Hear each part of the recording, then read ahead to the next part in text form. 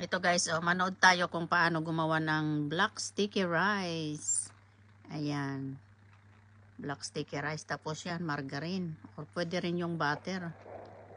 Bagong ano yan, oh, bagong saing. Yan, nilagay niyang ganun para masarap. Para madurog. Ayan.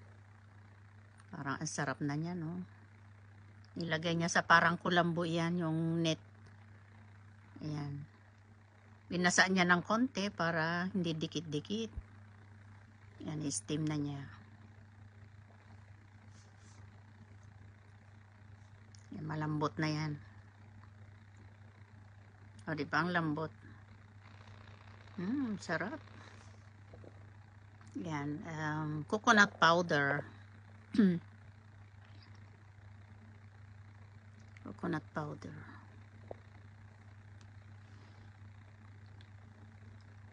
Tapos lagay niya dyan.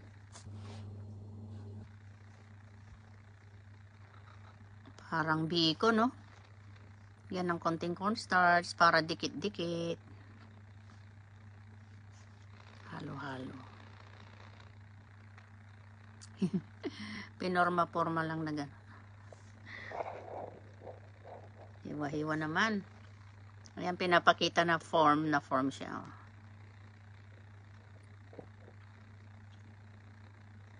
Inalis yung cornstarch.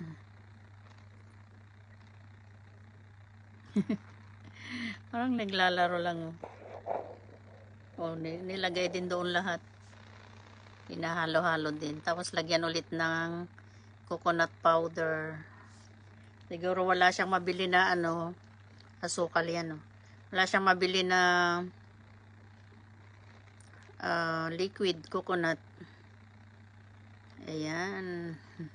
Na parang ano na, ano ba yung tawag doon sa kinakain natin na gano'n? Ayan, oh. Ni-steam. Gata naman yan. Pagkatapos may steam, oh.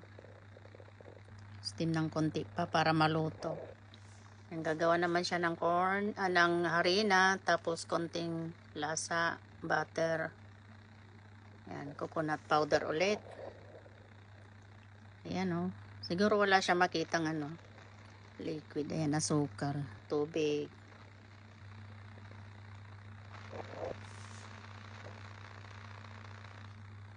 Parang celery yan, no? Parang pampalasa. Ayan, ready na.